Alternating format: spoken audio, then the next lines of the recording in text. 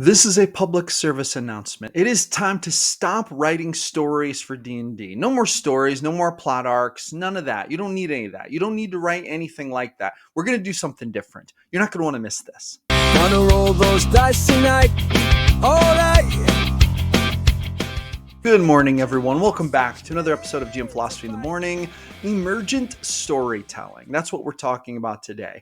And I want to talk about this concept because it's actually a good concept and I believe in it. As much as I do love to write plots and have overarching plot arcs in D&D or whatever TTRPG I'm playing, I actually believe a lot in the value of emergent storytelling. And that's what I'm going to make a case for in this video. And if you don't know what it is or you don't know how to do it expertly well, you're going to learn that in this video. Now, real quick before we move on, let's define what emergent storytelling is. Emergent storytelling in the context of D&D is a narrative approach where the GM doesn't impose a predetermined overarching plot. Instead, the story unfolds organically through the player's choices, character interactions, and reactions to the world. The GM sets up a dynamic world with engaging settings, characters, and conflicts, but the narrative evolves based on how the players interact with these elements, creating a unique and collaborative story that is shaped in real time. This throws the typical approach of having a plot and setting the players upon that plot to the wind. It just does away with it. And as a GM who may be a bit biased in enjoying the creation of overarching plots, I have to say there's a lot of merit to this emergent storytelling idea, and I've used it to great effect in a lot of my stories. In fact, I've even used it to inform the greater parts of my overarching plots. And let me explain what I mean by that. And once again,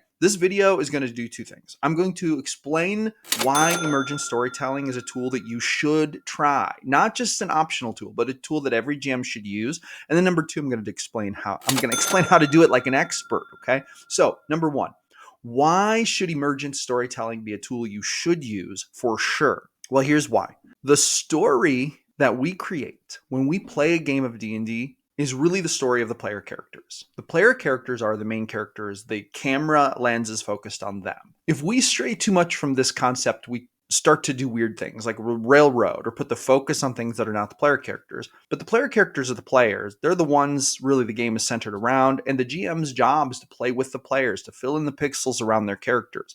Now, there can be a bigger plot to these pixels, or they could just be organic features of an interesting world. Unique, dynamic settings, NPCs, or conflicts that are placed there in a limited context to test the water to see if the player characters bite. And if they do bite, they become a narrative.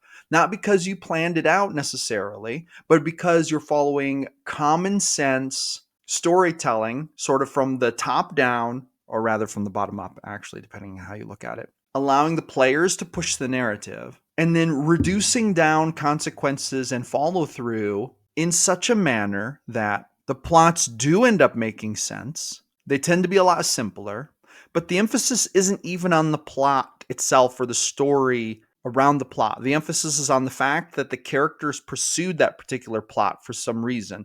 Reason number one probably being that they liked it to begin with and it interested them, which makes it the perfect candidate for the right plot anyway. In some ways, I have successfully used emergent storytelling as a shotgun approach to see what players will bite on. They may hear about a dragon horde over here, but then over here, there's a strange village with little people and there are no tall people there. Why is that happening? Or maybe there's a wizard tower off in the dark forest. What's that wizard doing? There's dark clouds over there. Or they get a letter from the Fighters Guild asking them to go slay this monster. Okay, right here we have like 4 different plot hooks. What are the characters going to choose? I have no idea. I probably came up with all these things just randomly drinking coffee in the morning. I wrote them down. I probably only have 1 or 2 steps planned, which means I'll kind of have a plan for what happens if the PCs decide to pursue those things immediately. But as far as the far-reaching implications of those plots, I probably don't really know what's going on. And the reason for this is because I just want to see what the players are going to chase. And then when I see what they're going to chase, that's what I'll put effort into, because the narrative is supposed to follow the player characters. This is really good because what it leads to is it leads to a narrative that's completely focused on player characters. And I realize that I keep saying this, and I don't mean to be repetitive or to sound redundant. It's just that we keep coming back to that. That's the focus of emergent storytelling. That's why emergent storytelling works, is because player characters want to tell the stories of their characters. They want to play in the game. They want to be the focus of the game. They want to get plenty of game time. They want what they do to matter and be important. And when you use this technique and you make them the sole focus of the narrative, this really enhances that experience for them. To put it in very simple terms and to just kind of put a concise lid on the bottle, I'll just say this. Emergent storytelling is an awesome tool for D&D because it fosters player agency, making every choice meaningful and the story truly collaborative. It keeps the game dynamic and unpredictable, leading to unique, memorable narratives that feel organic and tailored to the player's actions. This approach also reduces prep time for the GM while allowing creativity to shine for everyone at the table. All right, now that we've talked about why emergent storytelling is awesome, it's time for you to learn how to do it. And I'm going to tell you my technique. I call this the 4-part system. It's super, super simple. But before we jump into that, I just want to share with you my product of the video. As a GM, do you have a bunch of dice? I mean, a whole bunch of dice, like enough dice that you can roll the breath weapon for that ancient red dragon all in one go without needing to re-roll anything? No? Oh, well, I have just the product for you. This is my set of QMA D&D dice. So these dice come in this beautiful velvety black bag. It has an eagle on it, and there's an awesome dice in the eagle's talons. But the coolest thing about this dice set is that it comes with a bunch of dice. Now, there's a bunch of different sets for this. You can get 42 pieces, you can get 70 pieces, or you can get 140 pieces, or you can even get 175 pieces. So depending on how many pieces you get that many sets of dice. So for example, there are 20 sets in the 140 piece set, which is what I recommend, which is what I got, which is what I think is the best value. There are dice of all kinds of different colors, literally 20 different sets, 7-piece polyhedral D&D dice sets that you can roll for days and days and days. Listen, every GM needs some hefty dice weight to throw around. If you do not have a solid bag of your own QMA dice, what are you even doing? Why are you existing without this kind of dice rolling power? I am a qualified Amazon affiliate. And if you click on the link in the description to order my favorite dice of all time, which is I like having a bunch of dice. To me, it's quantity over quality. A lot of times when it comes to dice, I love having a bunch of dice and I love to pick out my favorites. If you order the QMA D&D dice set via the link in the description as an affiliate, I will earn a very small commission on this, which helps to support the channel and no additional cost to you. This is awesome. This supports my channel while also making you a super heavy hitter when those dragons roll their breath weapons. So do not delay. Grab your dice today. Get set up for your next big session. Roll out your dice. Make your players sweat next time you gather around the table. Plus, it supports the channel, which I appreciate very much. Thank you so much. Boom. Let's get back to the video.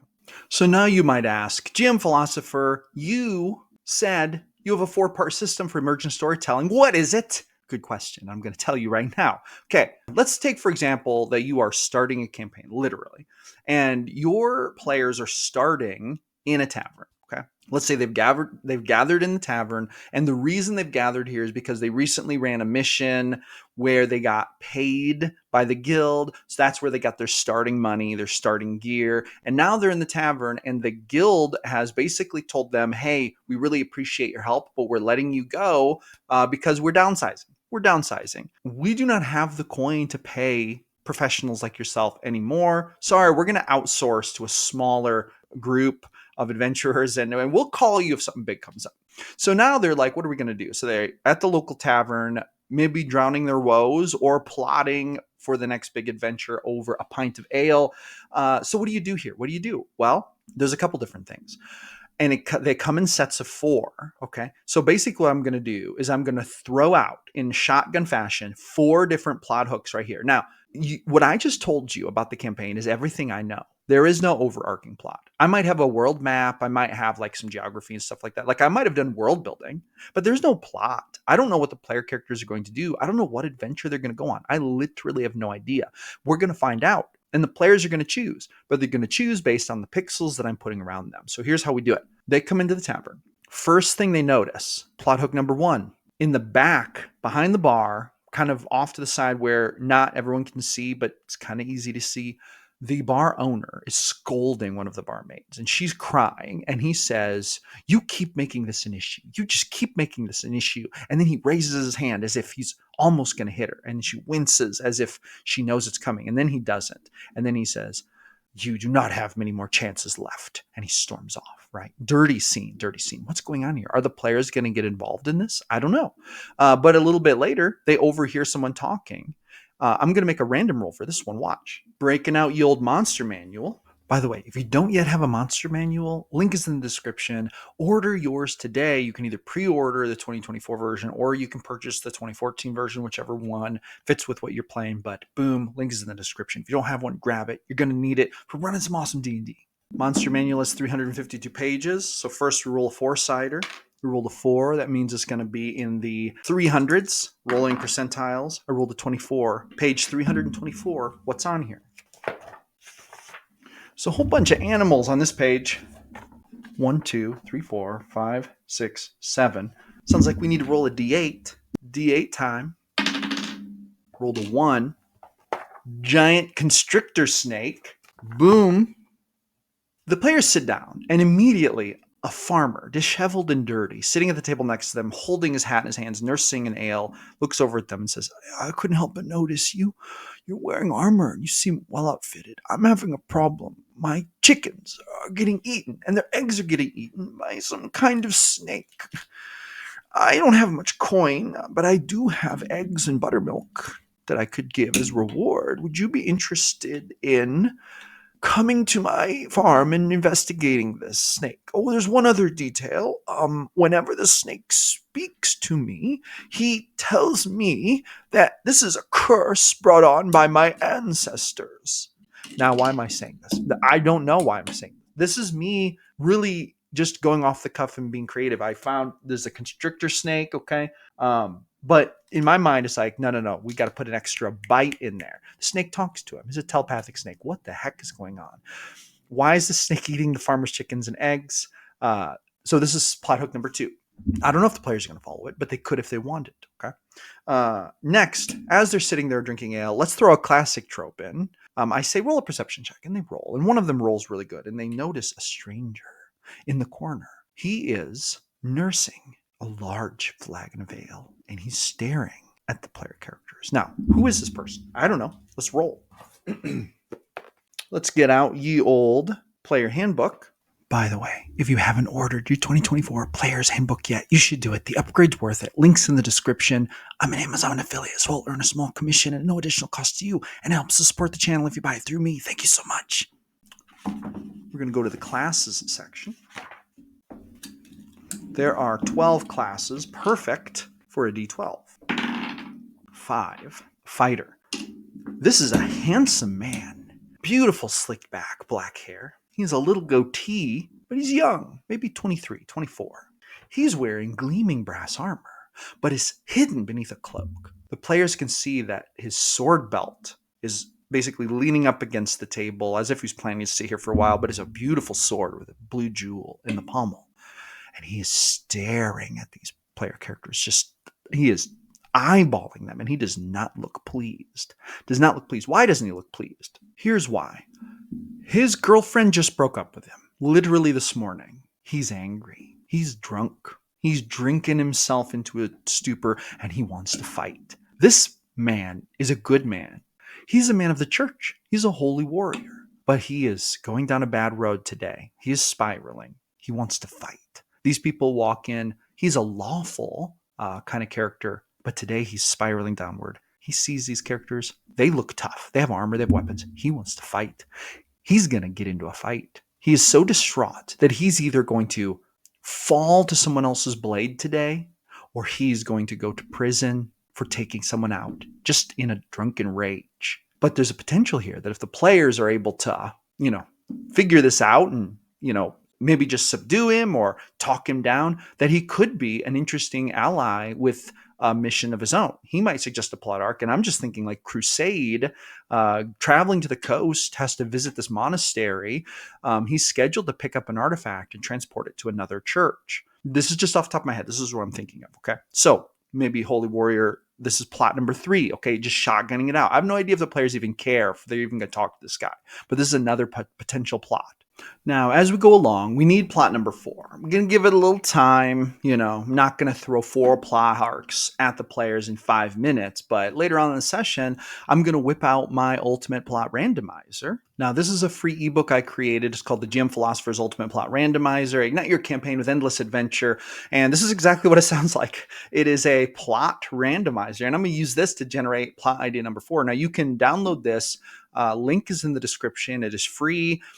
You sign up for my email list. When you do sign up for my email list, you'll get an email within seconds. The first email you get from me will contain the download link for this free ebook. So it's super easy, and all you have to do is join my mail list to grab it. But I'm going to go down here.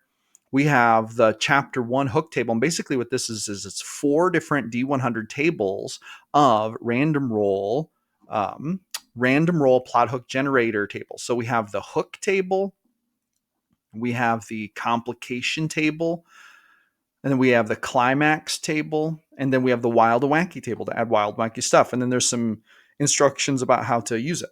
So what we're going to do is we're going to go up to the hook table. We need a hook for this 4th plot arc. Now, and the reason I'm doing this is because I've just kind of tapped myself out. I came up with 3 plot arcs just kind of off the cuff. With one of them, I used the monster manual as inspiration because I needed an animal of some kind or a creature. So we came up with a giant constrictor, and then I just wanted to throw in that it was telepathic. But now we need a 4th plot hook. Okay, so, and keep in mind, everything I do about this campaign. We're literally starting from scratch, and we're going to see what the players do. And I'm going to tell you what I'm going to do based on what they do. So I've got my percentiles. 43. What do we got? So 43, a series of gruesome murders has the town in panic. Okay. So then a courier runs into the tavern holding up basically the equivalent of a newspaper and says, "There's been another one. There's been another murder." And everyone's like, "Oh." And then suddenly everyone's talking about the murders. How many have there been? Let's roll a 10-sider and see. This is the 6th murder, they say. What is going on? Now, I actually don't know what's going on. So now I'm going to roll on my complication table. So we know that there's a series of murders going on. The party's path is blocked by a large army is the complication table. Now, what does this tell me? Obviously, I'm going to take this and I'm going to use my own creative spin on it. So if they pursue this, they're going to find that these murders are not an individual person. There's a local army garrison about a mile outside of town. I keep dropping my dice. And it turns out that the murders are tied to this military garrison. So this is the 4th plot hook, okay? So now what are we going to do? How am I going to use emergent storytelling to continue this? Now, right now, we've basically written the first episode of a campaign or an adventure. I don't know what the players are going to choose, but whatever the players choose, I'm just going to play along with them. I'm going to follow those pixels and determine the next step. And I'm going to try to make it a little edgy, a little wild, a little unexpected, no matter what they do. So let's say, for example, that they choose to pursue the bar owner, being mean to the barmaid, looking like he was going to hit her. Let's say that they investigate this. Let's say that they start asking around. What they find out is the bar owner and this barmaid are in sort of like this weird situationship romance where she kind of keeps spending the night at his house, but then keeps doing like the walk of shame back to her own house. And he will not get more serious about her. Everyone is like, she is in love with him, but he's kind of just a jerk. He's just a jerk. Plus, he seems to be kind of just like taking advantage of her, to be honest. This is what the story is. This is what everyone says. This is sort of a moral dilemma. What are the characters going to do? This guy isn't necessarily breaking the law. They didn't see him hit her, but he's being a jerk. He was talking to her in a very mean way. He's probably hit her before. What should they do about it, right? So that's kind of the further plot arc of that. We go down there. That's like a different kind of story. That's like a interpersonal story. Are the characters going to get involved in this? I don't know. It's up to them. What if they pursue the constrictor story? Well, to be honest, here's what's going to happen. They're going to find out that this constrictor does speak telepathically. It's highly intelligent. It's stealing eggs and chickens because it likes the taste of eggs and chickens, but it always brings attacks back to the mother of the swamp. Why am I saying this? Because this is just what I come up with off the cuff. And if they pursue that, they're going to find that there's a druid, an evil druid living out in the woods who is sending animals out to collect things from the farmers and bring it back. And this druid is basically stockpiling food and supplies while raising an army of wood people. Now, the druid doesn't need the food and supplies for the wood people. They eat soil. They literally put the roots down in the soil and they eat from it. And then they stand in the sunlight because they need photosynthesis. They have branches, but they're like wood people.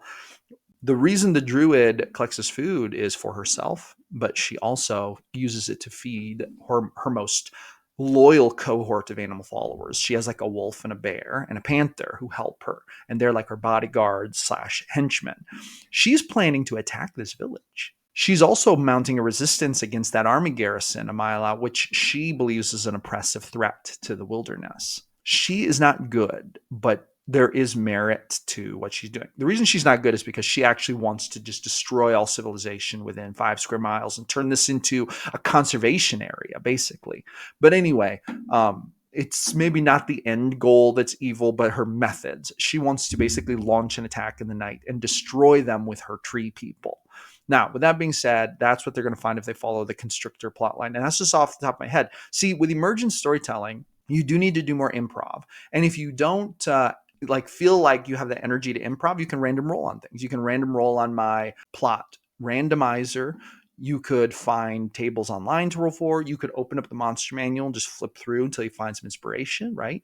You could use character classes, whatever it is. There's all kinds of ways. There's even tables for plots in the DMG that you can use. Now, there's the older DMG and there's the 2014. But listen, when it comes to plot randomizers and stuff like that, you can use any version of the DMG you have. If you don't have the newest 2024 DMG, I would actually suggest that you order that because there are a lot of tables in that. Link is in the description. You can grab that off of Amazon as well. And I will earn a small commission on that because I'm an Amazon affiliate. That goes to support the channel, but it also gets you some awesome stuff. Let me just show you as an example what's in my 2014 DMG. Now, the reason I'm showing you the 2014 DMG is because I haven't yet gotten my 2024 version. I'm not in a super big hurry, actually, because I love the 2014, but I'm going to upgrade eventually. But there are tables here that you can use to generate encounters and stuff like that. This is in the creating adventures chapter. Check out all these tables you could roll on. So let's take we've already kind of fleshed out the holy night kind of thing with the guy, but there's the murders, right? What happens if the players investigate the murders? Let's take a look here. I'm gonna roll on the adventure villains table. It's a 20-sider. Gotta grab my 20-sider. This is my favorite DM 20-sider right here. Roll a 14. Humanoid schemer seeking to rule. Okay, so we have a humanoid basically wants to rule, so they're committing murders for this like small military base not too far away. But why are they doing this? I'm going to roll on the other goals table here. 11. Interfere with the operation of a business. Okay. What this tells me is that the commander of this military base not too far away actually wants to be the primary business owner in this village, but the majority of the businesses in this village are actually owned by this tavern owner. He owns the tavern and runs it, but he also owns like 4 other businesses. He is actually relatively wealthy, very rich, even though he's kind of a piece of crap. He's kind of rich. And there's this thing where the army guy nearby, he has these independent ambitions. He wants to take this guy's businesses. So he's doing these murders to try to drive business down, get people to leave, be afraid. And then he plans to either take over or buy the businesses. Actually, what he probably chooses to do is he probably plans to make like this business owes a bunch of taxes and then they can't pay, and he's going to swoop in and take the businesses for himself. And it's all very illegal because the lord of this section of the world, this is just a little military outpost. The Lord's manor is actually like 20 miles away, and the Lord never comes out here. This is a little bitty, like feudal section of the Lord's overall territory. And so this one captain at this military base, this little fort, which has maybe like, 15 soldiers garrisoned in it just to protect the area, it's actually oppressing the area, having a land war, business war with this business owner who's a jerk and who apparently takes advantage of his barmaids. Anyway, so there we go. None of that in any way, shape, or form was thought of before I started creating this video. I didn't have any of those plot hooks in my mind, none of that. I used a combination of just my own creativity, and when I didn't have anything immediately readily available, I just made a couple random rolls on some resource. It doesn't even matter what it is necessarily, but on some resource. And the reason that this works so well is because we don't need to flesh all the stuff out. We only need to flesh out what the player characters are pursuing. And if we get ideas for the other ones that might overlap, we can make notes of it, but it doesn't really matter unless the player characters run into it at some point. Once again, if you want to grab your own DMG, Dungeon Master's Guide, link is in the description. I will earn a small commission if you purchase through my link, which is awesome, helps to support the channel, and gets you into the business of having a DMG, which is pretty cool business, if I might say so myself, because there's a lot of cool world building stuff in there that will help you with emergent storytelling, actually. Like the DMG is really surprisingly helpful with emergent storytelling. So I would actually recommend getting the 2024 version, but the 2014 version with all the storyline stuff also has gold in it. And for that matter, you could grab a DMG even from 3rd edition or older, because all the storyline prompt stuff is still relevant and valid, because that doesn't change with the additions. Only like the basic stats and rules change with the additions. The storyline plot development stuff is still super valid all the time. And that, my friends, is how you use emergent storytelling in your D&D games. You can literally plan to start a campaign without an overarching plot. Let the adventures develop and lead to more adventures. Let it happen organically. And most importantly, let the players choose where they're going to go. Now, you don't always have to do this. This doesn't have to take up 100% of your method for creating campaigns. It does not have to do that. But at the very least, it can serve to help get things rolling. It can help you to fill in the blanks between bigger session arcs, bigger adventure arcs. And you would be surprised at how much this can actually help inform a larger plot anyway. You might realize that the player actions will help inspire even better plots than you ever thought you could come up with on your own. And that's actually the truth of it. A lot of times players inspire me more than I could ever inspire myself. So when I use emergent storytelling, even as a part of a larger plot arc, this is always better. It always ends up better. So there you go. Boom. That's going to be a wrap. That's about everything I have to say about that. Thank you so much for coming back for another episode of GM Philosophy in the morning. I'm here every single day creating videos about the best game in the world, D&D. So I will see you awesome people on the next one.